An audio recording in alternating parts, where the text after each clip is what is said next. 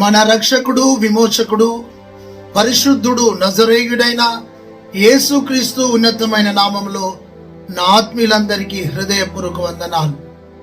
దేవుని మహాకృప ద్వారా, దేవుని యొక్క అపారమైన ప్రేమ ద్వారా ప్రతిరోజు కొద్ది నిమిషాలు శక్తి కలిగిన దేవుని వాక్యం మీకు అందించడానికి ప్రభువు నాకు చూపిన అపారమైన కృపను బట్టి దేవునికి మహిమ కలుగునుగాక. నేడు నేను ఈ విధముగా ఈ స్థితిలో ఉన్నాను అంటే కేవలము ప్రభు యొక్క కృప.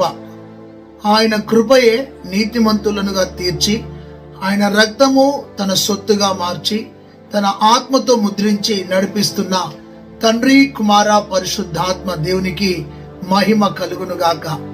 ఆత్మీయులారా, నేటి మన దైవ సందేశం యెహోషాపాతు.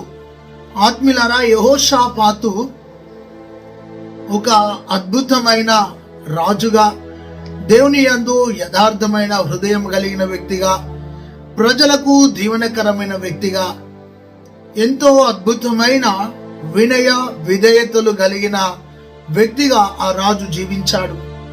యెహోషాపాతు అన్న మాటకు యెహోవా న్యాయాధిపతి అనగా, నా జీవితంలో దేవుడు ఎప్పుడైనా నాకు న్యాయమే చేస్తాడు అని చక్కటి నామకరణం కలిగిన వ్యక్తి యెహోవా న్యాయాధిపతి.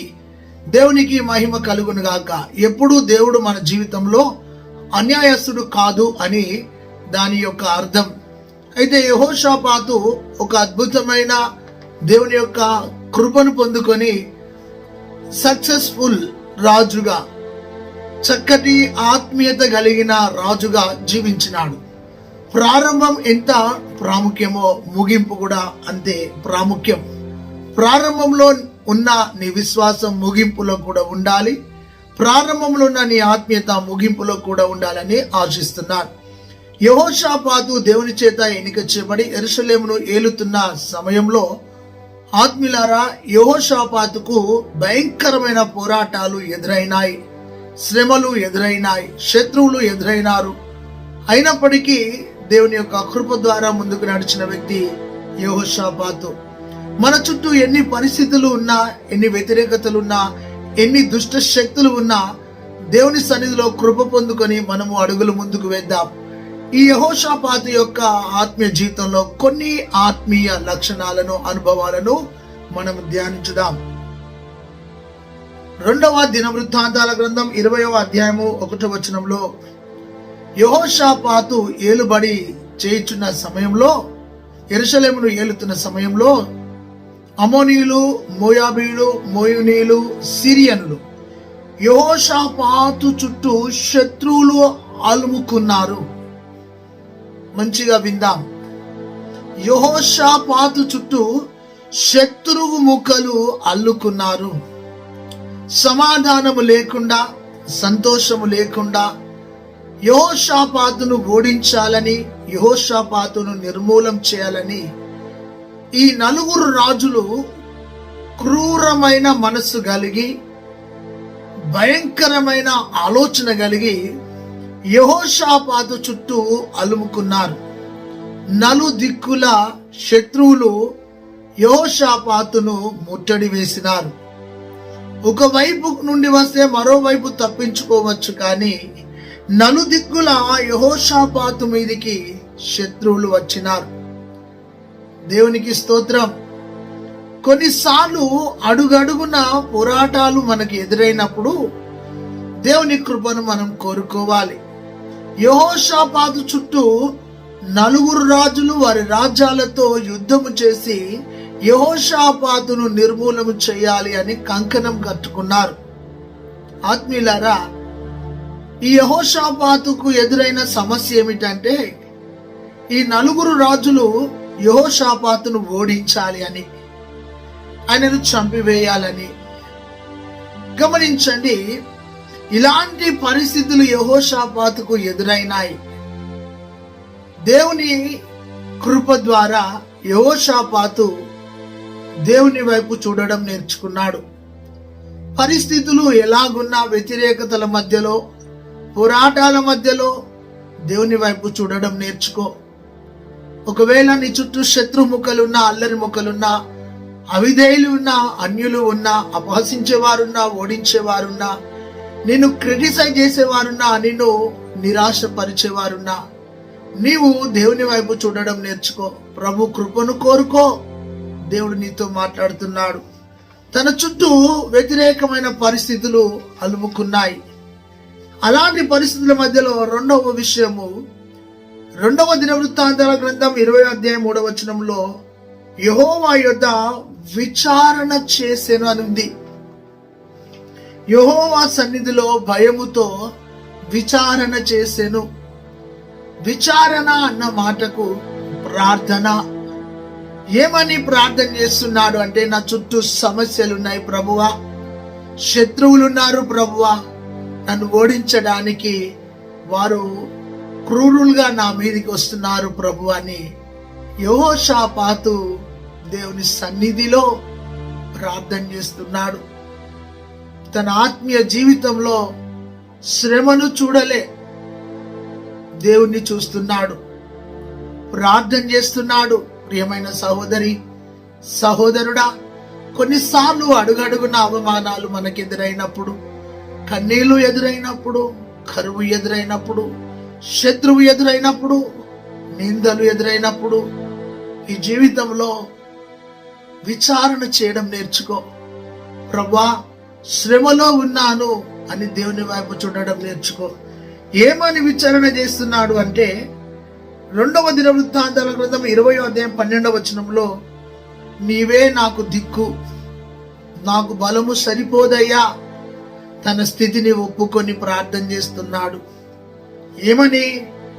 మాకు దిక్కు నీవే, మాకు శక్తి చాలదు, నేను బలహీనుణ్ణి ప్రభువా, జయించలేను ప్రభువా, నీవు తప్ప నాకు ఈ లోకంలో ఎవరు లేరు ప్రభువా, నీవే నా దిక్కు ప్రభువా అని దేవుని వైపు, దేవుని దిక్కు చూస్తున్నాడు.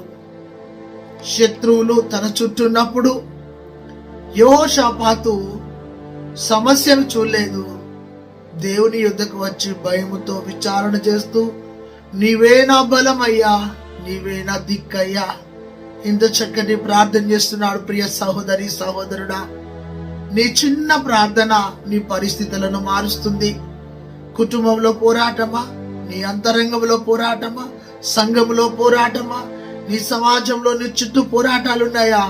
చిన్న ప్రార్థన, నీవే నా దిక్కు, నీవే నా బలము, నీవే నా ఆశ్రయం అని దేవుని వైపు చూస్తూ ప్రార్థన చేస్తున్నాడు.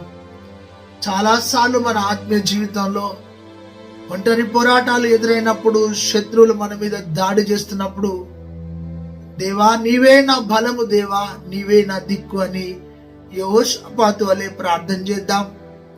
దేవుడు మన ప్రార్థనలకు జవాబిచ్చేవాడై ఉన్నాడు. తను ఎలా యుద్ధం చేయాలి, ఎలా తప్పించుకోవాలి, ఎలా పోరాడాలి అనే ఆలోచన చేయలేదు, కానీ దేవుని వైపు చూడడం నేర్చుకున్నాడు. మన పరిస్థితుల మధ్యలో నువ్వెంత గొప్ప సేవకుడివైనా, ఎంత గొప్ప వ్యక్తివైనా, ఎంత ధనమున్నా, ఎంత బలమున్నా, ఎంత పెద్ద క్యాడర్ ఉన్నా, ఎంత జ్ఞానమున్నా, దేవుడే నీ దిక్కై, దేవుడే నీ బలమై ఉంటే నువ్వు విజయాన్ని పొందుకుంటావు. దేవుడే నీతో సూటిగా మాట్లాడుతున్నాడు. ప్రియ సహోదరుడా, సహోదరి. మూడోది, 2వ దినవృత్తాంతాల గ్రంథం 20వ అధ్యాయం 7వ వచనములో, దేవుని సన్నిధిలో నిలబడి నీ స్నేహితుడైన అబ్రహాము యొక్క సంతతికి శాశ్వతుడైన దేవా, అబ్రహాముతో నిబంధన చేసినావు కదా ప్రభువా, అబ్రహాము దేవుడను, అబ్రహాము సంతతిని కాపాడుతానని, అబ్రహాము సంతతిని ఆశీర్వదిస్తానని అబ్రహాముతో చేసిన నిబంధనను యెహోషాపాతు జ్ఞాపకం చేసుకుంటున్నాడు. నీ స్నేహితుడైన అబ్రహాముతో నువ్వేమైతే మాట ఇచ్చావో ప్రభువా, ఆ మాట నా జీవితంలో నెరవేర్చని దేవుని సన్నిధిలో యెహోషాపాతు అబ్రహాము యొక్క దేవుడైన యెహోవా అంటున్నాడు.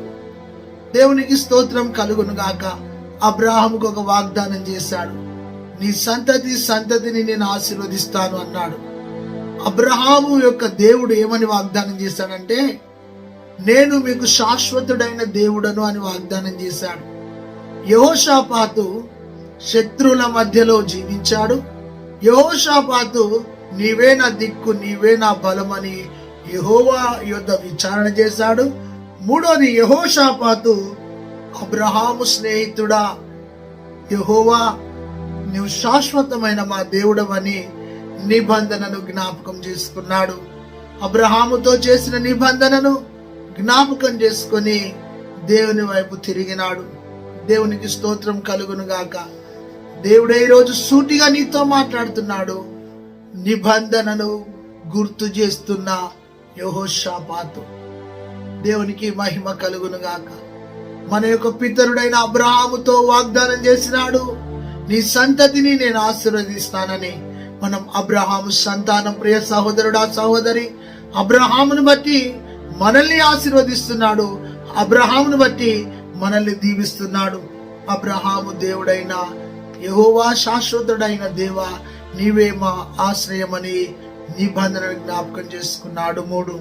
4వదిగా చూస్తే ఆత్మీయులారా, అలాంటి పరిస్థితుల మధ్యలో ఒక ప్రవచనాన్ని విన్నాడు.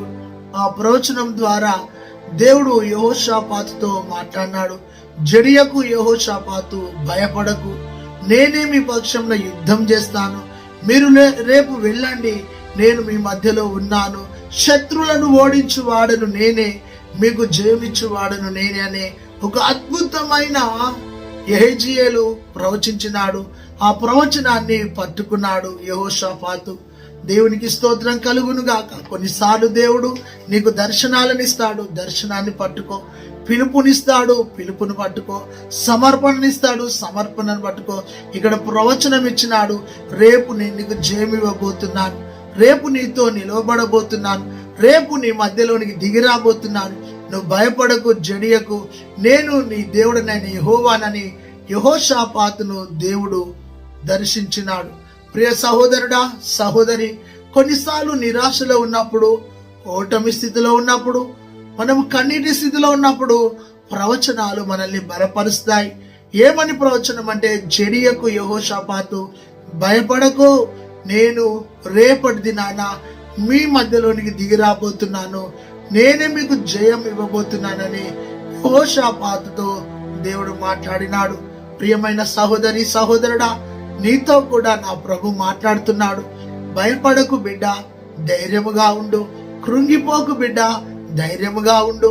నిరాశపడకు బిడ్డ, ధైర్యముగా ఉండు. నేను నీ తండ్రిని అని మాట్లాడుతున్నాడు. నువ్వు ఒకవేళ అనాథగా ఉన్నావా, ఒంటరి స్థితిలో ఉన్నావా, కరువు కోరల్లో ఉన్నావా, అప్పుల సమస్యలో ఉన్నావా, నిరాకారంలో ఉన్నావా, నిరుద్యోగిగా ఉన్నావా, ఏమి లేని స్థితిలో ఉన్నావా, అన్ని కోల్పోయిన స్థితిలో ఉన్నావా, ఈరోజు నువ్వు ఏ స్థితిలో ఉన్నా భయపడకు అని దేవుడు మాట్లాడుతున్నాడు. జడియకు అని ప్రభు మాట్లాడుతున్నాడు. రోగముతో ఉన్నావా, మరణ పంచుల్లో ఉన్నావా, కన్నీళ్లతో ఉన్నావా, అన్ని కోల్పోయి ఉన్నావా, నిరాకారంలో ఉన్నావా, కృంగిన స్థితిలో ఉన్నావా, ఏడుస్తూ ఉన్నావా, ఏకాకిగా ఉన్నావా, ధైర్యం తెచ్చుకో దేవుని బిడ్డ. యెహోవా నేనే నీ దిక్కు అని దేవుడు మాట్లాడుతున్నాడు. దేవుడు యెహోషాపాతుతో చక్కగా మాట్లాడినాడు. రేపటి దినం నీకు దీవెన, రేపటి దినం నీకు ఆశీర్వాదం, రేపటి దినం నీకు జయం ఇవ్వబోతున్నాను, కలవరపడకు యెహోషాపాతు అని దేవుడు యెహోషాపాతుతో చక్కగా మాట్లాడినాడు. ఈరోజు ఈ వాక్యం వింటున్నా నా ప్రియమైన సహోదరి, సహోదరుడా, రేపు నా సేవ ఎలా ఉంటుందో, రేపు నా కుటుంబం ఎలాగుంటుందో, రేపు నా భవిష్యత్తు ఎలాగుంటుందో అని భయపడుతున్నావా? భయపడకు. రేపటి దినం నీకు ఆశీర్వాదం, రేపటి దినం నీకు దీవెనను దేవుడు నీకు అనుగ్రహించబోతున్నాడని ప్రభు నీతో మాట్లాడుతున్నాడు. దేవునికి స్తోత్రం కలుగును గాక. యెహెజీయేలు అలా ప్రవచించగా ఇతడు ఏం చేస్తాడంటే, 4వ ఆత్మీయ విషయము 2వ దినవృత్తాంతాలు 20వ అధ్యాయం 18వ వచనంలో, అయ్యా ఆయన సన్నిధిలో సాగిలపడి నమస్కరిస్తున్నాడు. అంటే ఫుల్ డౌన్, సాగిలపడి బహు తగ్గింపుతో వినయముతో ఆయన ఎదుట సాగిలపడి నమస్కారం చేస్తున్నాడు. తన ప్రాణ, ఆత్మ, శరీరాన్ని మొత్తానికి సమర్పణ చేసినాడు. గమనించండి, ఎప్పుడైతే దేవుడు తనతో మాట్లాడినాడో అతడు సంపూర్ణంగా దేవునికి సరెండర్ అయినాడు, సాగిలపడ్డాడు. అహాన్ని, బలాన్ని, ధనాన్ని, టాలెంట్ను అంతా ప్రభు పాదాల కడిపెట్టేశాడు. ప్రభు సన్నిధిలో నమస్కరించి సాగిలపడి నమస్కారం చేశాడు.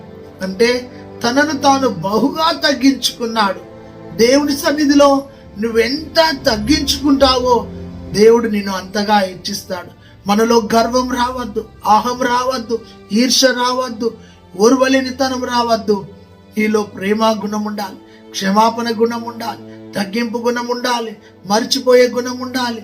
దేవునికి స్తోత్రం. క్రీస్తు యేసుకు కలిగిన మనసును మీరు కలిగి ఉండాలి. బహుగా తగ్గించుకొని సాగిలపడి నమస్కరించినాడు. హల్లెలూయా. దేవుడే నీతో మాట్లాడుతున్నాడు. ప్రియమైన దేవుని బిడ్డ, దేవుని సన్నిధిలో సాగిలపడని చెప్తున్నాడు.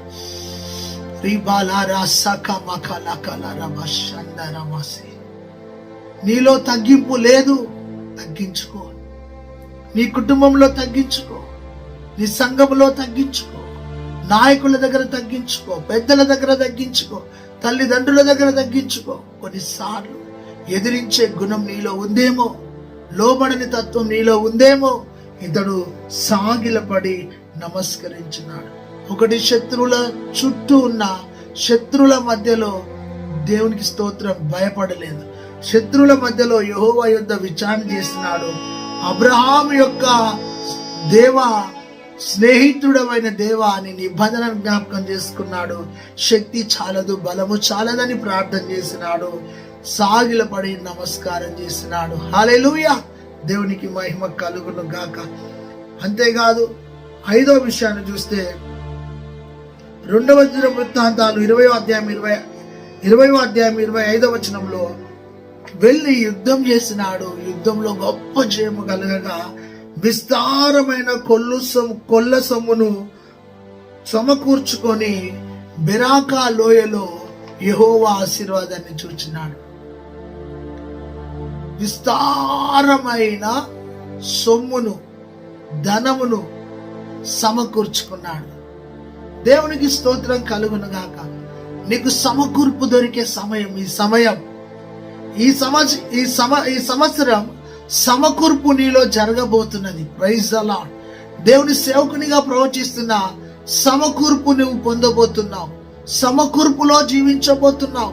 సమకూర్పును కోరుకో, ప్రభు ఆత్మ చెప్తుంది. హల్లెలూయా. యెహోషాపాతు సిరియన్ల మీదకి, అమోనీయుల మీదకి, మోయాబుల మీదకి, మోయినీయుల మీదకి వెళ్ళి వాళ్ళను ఓడించినాడు. అంతేకాదు, విస్తారమైన కొల్ల సొమ్మును బహుగా సమకూర్చుకొని తిరిగి యెరూషలేముకు వస్తున్నాడు. సమకూర్పును పొందుకున్న యెహోషాపాతు, విచారణ చేసిన యెహోషాపాతు, శత్రువుల మధ్యలో జీవించిన యెహోషాపాతు, అబ్రహాము చేసిన నిబంధనను జ్ఞాపకం చేసుకున్న యెహోషాపాతు, అంతేకాదు సాగిలపడి నమస్కరించిన యెహోషాపాతు. ఎంత ఆత్మీయ లక్షణాలండి. ప్రియ సహోదరి సహోదరుడా, ఆత్మీయత కలిగిన వ్యక్తిగా యెహోషాపాతు జీవించినాడు. 6వ విషయాన్ని చూస్తే దేవునికి స్తోత్రం, విస్తారమైన కొల్ల సొమ్మును తీసుకొచ్చాడు. బెరాకా లోయ అనగా ఆశీర్వాదపు లోయలో దేవుని యొక్క కృపను పొందుకున్నాడు. యెహోషాపాతు చాలా అద్భుతమైన విజయాన్ని పొందుకున్నాడు. కృపను కోరుకొని విజయాన్ని పొందుకున్నాడు. కృప కోసం పాట పాడి విజయాన్ని పొందుకున్నాడు. పాడేవారిని ముందు పెట్టుకొని విజయాన్ని పొందుకున్నాడు. దేవునికి స్తోత్రం కలుగును గాక. నీ విజయానికి కృపయే కారణం. నీ స్థితికి కృపయే కారణం. నువ్వు నిలబడ్డావంటే కృప, నువ్వు వాడబడుతున్నావంటే కృప, నువ్వు దీవించబడ్డావంటే కృప, నువ్వు టాలెంట్స్ పొందుకున్నావంటే కృప. నీ బలము కాదు, నీ ధనము కాదు, నీ ఆస్తి కాదు, నీ అంతస్తు కాదు. నీవు ఈరోజు నిలబడ్డావంటే కేవలమైన కృపయే కారణం. దిక్కులేని నీ జీవితానికి కృప చూపినాడు. బలహీనమైన నీ స్థితికి కృప చూపినాడు. పాడైన మన జీవితాలకు కృప చూపినాడు. దూరస్తులమైన మనకు కృప చూపినాడు. బలహీనులమైన మనకు కృప చూపినాడు. భక్తిహీనులమైన మనకు కృప చూపినాడు. శత్రువులుగా ఉండగా మనకు కృప చూపినాడు. మలినమైపోయినప్పుడు మనకు కృప చూపినాడు. పాప బంధకముల ఉచ్చులో ఉండగా మన ఎడల బహు కృపను చూపి తన సొత్తైన ప్రజగా చేసినాడు. ఈ రోజు మనం దీవెనలో ఉన్నాము అంటే కృప కృప కృప కృప కృప. ఉద్యోగం చేస్తున్నావా? కృప. ప్రమోషన్లు ఉన్నావా? కృప. దీవెనకరంగా ఉన్నావా? కృప. అన్నిటికీ కారణం కృప కృప కృప కృప. నువ్వు ఫలించినావంటే కృప, హెచ్చించబడ్డావంటే కృప. కృప లేకపోతే నీ జీవితమే లేదు. సహోదరి సహోదరుడా, కేవలం కృప ద్వారా విజయాన్ని పొందుకున్న యెహోషాపాతు. దేవునికి స్తోత్రం. 5వ విషయం, 6వదిగా 2వ దినవృత్తాంతాల గ్రంథం 20వ అధ్యాయం 30వ వచనంలో యెహోషాపాతు రాజ్యము మిక్కిలి నెమ్మలముగా ఉండెను అని. నెమ్మదితో బ్రతికిన యెహోషాపాతు. చాలా మంది జీవితాలలో నెమ్మది ఉండదు సహోదరి. ఆస్తి ఉంటది, నెమ్మది ఉండదు. బలము ఉంటది, నెమ్మది ఉండదు. ప్రాపర్టీస్ ఉంటాయి, నెమ్మది ఉండదు. బ్యాంక్ బ్యాలెన్స్ ఉంటది, నెమ్మది ఉండదు. అందం ఉంటది, చందం ఉండదు, నెమ్మది ఉండదు. నీ ఆత్మీయ జీవితంలో అన్నీ ఉన్నాయి, కానీ నీకు నెమ్మది ఉందా? నీకు సమాధానం ఉందా? నీకు సంతోషం ఉందా? నీ జీవితంలో నెమ్మది లేకుండా బ్రతుకుతున్నావు. కుటుంబ జీవితంలో నెమ్మది లేదు, భర్తతో నెమ్మది లేదు, భార్యతో నెమ్మది లేదు, పిల్లలతో నెమ్మది లేదు, సంఘంలో నెమ్మది లేదు, పరిచర్యలో నెమ్మది లేదు. నెమ్మది లేని బ్రతుకుతో బ్రతుకుతున్నావేమో. ఈరోజు నీ రాజ్యములు అంటే నీ కుటుంబంలో, నీ మనసులో నెమ్మది, నీ హృదయంలో నెమ్మది, నీ జీవితంలో నెమ్మదిని నా ప్రభు కలగజేయబోతున్నాడు. యెహోషాపాతు రాజ్యము మిక్కిలి నెమ్మలముగా ఉన్నది. దేవునికి స్తోత్రం. హల్లెలూయా. నెమ్మదితో బ్రతికిన యెహోషాపాతు. ఎంతకాలం బ్రతుకుతావని కాదు, నెమ్మదిగా బ్రతకాలి. ఎంతకాలం బ్రతుకుతావని కాదు, నువ్వు ఎంత మంచిగా బ్రతికినావు, ఎంతకాలం బ్రతుకుతావు అన్నది కాదు, ఎంత చక్కగా బ్రతికినావు అన్నదే కావాలి. నువ్వు చాలా కాలం నుండి నెమ్మది లేకుండా నీ కుటుంబంలో బ్రతుకుతున్నావు, సమాధానం లేకుండా బ్రతుకుతున్నావు, ప్రేమ లేకుండా బ్రతుకుతున్నావు, ఐక్యత లేకుండా బ్రతుకుతున్నావు, అనురాగం లేకుండా బ్రతుకుతున్నావు. ఈ రోజున నీ కుటుంబంలో నెమ్మదిని కలగజేస్తాను. Hallelujah. Thank you holy spirit of God. నెమ్మదినిచ్చే దేవుడని ప్రభువే నీతో మాట్లాడుతున్నాడు. చివరిగా 7వ విషయాన్ని చూస్తే 2వ దినవృత్తాంతాల గ్రంథం 20వ అధ్యాయం 30వ వచనంలో 30 నుండి 34 వరకు చూస్తే, మంచి ముగింపుతో నిద్రించిన యెహోషాపాతు. ముగింపు బాగుంది. సక్సెస్ఫుల్ లీడర్ గా ముగించుకున్నాడు. దేవునికి స్తోత్రం. ప్రారంభ శూరత్వం ఉంటది.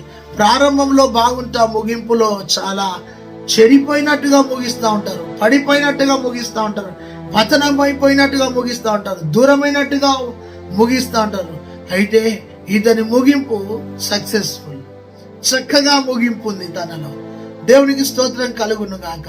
మన ఆత్మీయ జీవితంలో దావీదు అంటాడు, అయ్యా నా ముగింపు ఎలాగుందో నాకు బయలుపరచు అంటాడు. సహోదరి సహోదరుడా, నువ్వు భక్తిలో చక్కగా ఆత్మీయ భక్తి చేస్తూ నీ జీవితాన్ని ముగించుకోవాలి. సమయాలు నిండు వృద్ధుడైనప్పటికీ ఆ యొక్క తన తల వెంట్రుకలు నెరిసిన జీవితంలో ఉన్నప్పటికీ మందసం కాడ బ్రతికినాడు. దేవునికి స్తోత్రం కలుగును గాక. ఈరోజు మన ఆత్మీయ జీవితంలో ముగింపు బాగుండాలని ప్రభు నీతో మాట్లాడుతున్నాడు. కొందరు స్నేహం చేస్తారు, మధ్యలోనే విడిపోతారు. కొందరు ఆత్మీయంగా కలుసుకుంటారు, మధ్యలోనే విడిపోతారు. అయితే వాళ్ళలో వాక్య అవగాహన లేక అర్థం కాని జీవితంలో, అపార్థాల జీవితంలో ఈ యెహోషాపాతు మాత్రం దేవుని సన్నిధిలో చక్కటి ముగింపుతో తన జీవితాన్ని ముగించుకున్నాడు. హల్లెలూయా. అయితే యెహోషాపాతు శత్రువుల మధ్యలో ఉన్నాడు. యెహోషాపాతు యెహోవా యొద్ద విచారణ చేశాడు. యెహోషాపాతు అబ్రహాము యొక్క స్నేహితుడైన దేవుని నిబంధన జ్ఞాపకం చేసుకున్నాడు. యెహోషాపాతు ప్రవచనాన్ని విని సాగిలపడి నమస్కరించినాడు. యెహోషాపాతు కృపను పొందుకొని కృప ద్వారా విజయాన్ని పొందుకున్నాడు. బిరాకాలో ఆశీర్వాదపు లోయలో జీవించినాడు.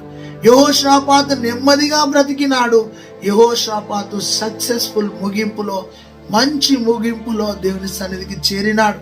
ఈరోజు నీ ఆత్మీయ జీవితంలో యెహోషాపాతు లాంటి ఆత్మీయ జీవితాన్ని కలిగి, నీవే దిక్కు, నీవే మా బలం, మాకు బలం సరిపోదయ్యా, ఒప్పుకో, నీవే నా దిక్కు అని ఒప్పుకో, నీ చరిత్ర మారబోతుంది. ఎంత చక్కటి ప్రార్థన, చిన్న ప్రార్థన. మాకు బలము చాలదు, నీవే మా దిక్కు అన్నాడు. ఆ 2 మాటలను బట్టి యెహోషాపాతు ఉన్నతముగా దీవించబడ్డాడు. నీ జీవితంలో, నా జీవితంలో నాకేం తక్కువ లేదులే అని గర్వముతో మాట్లాడకు, అహంతో మాట్లాడకు. కొంచెం నీలో తగ్గింపు కావాలి, కొంచెం నీలో నమ్రత కావాలి. నీ అహమే నీ ఓటమికి కారణం, నీ గర్వమే నీ ఓటమికి కారణం, నీ అతిశయమే నీ ఓటమికి కారణం, నీ యొక్క దుడుకుతనమే నీ ఓటమికి కారణం, నీ యొక్క మెడమంచని తనమే నీ ఓటమికి కారణం.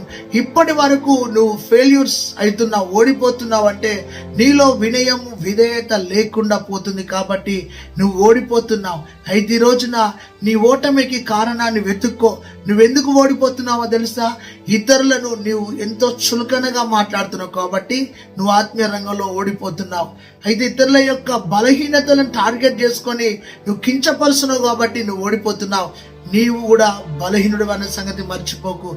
అయితే నా ప్రభువా, నా తండ్రి, నీవే నా బలం, నీవే నా శక్తి, నీవే నా దిక్కు అని యెహోషాపాతు దేవుని మీద ఆధారపడ్డాడు. యెహోషాపాతు అనగా యెహోవా న్యాయాధిపతి. ఆ న్యాయాధిపతి తన జీవితంలో న్యాయమే చేశాడు కానీ అన్యాయం చేయలే. ప్రభు ఎప్పుడైనా న్యాయాధిపతిగానే ఉంటాడు. నీ తలను పైకెత్తుతాడు, నీకు శక్తిని ఇస్తాడు, నీకు జయాన్ని ఇస్తాడు, నీ శత్రువును ఓడించి నీ తలను పైకెత్తుతాడు. ఆ విధముగానే యెహోషాపాతు శత్రువులను ఓడించి యెహోషాపాతు తలను పైకెత్తినాడు. అలాంటి ఆత్మీయత అభిషేకం ప్రభు నీకును నాకును మనందరికీ అనుగ్రహించును గాక. ఆమేన్. పరిశుద్ధుడా, జీవం గల దేవ, ఈ వాక్యాన్ని నీరు కట్టి ఫలింపజేసి నీ నామాన్ని ఘనపరచుకో. ఘనత మహిమ ప్రభావాన్ని నీకు ఆపాదిస్తూ యేసు నామంలో ప్రార్థించి పొంది నాము తండ్రి. ఆమేన్. ఆమేన్. తండ్రి, కుమార, పరిశుద్ధాత్మ త్రియేక దేవుని ప్రేమ, కృప, సమాధానం సదాకాలం తోడైండును గాక. ఆమేన్. God bless you. దేవుడు నిన్ను దీవించును గాక. ఈ యొక్క యూట్యూబ్ ఛానల్ సబ్స్క్రైబ్ చేసుకో, ఇతరులకు షేర్ చేయండి. విన్న తర్వాత చక్కటి కామెంట్ పెట్టండి. God bless you.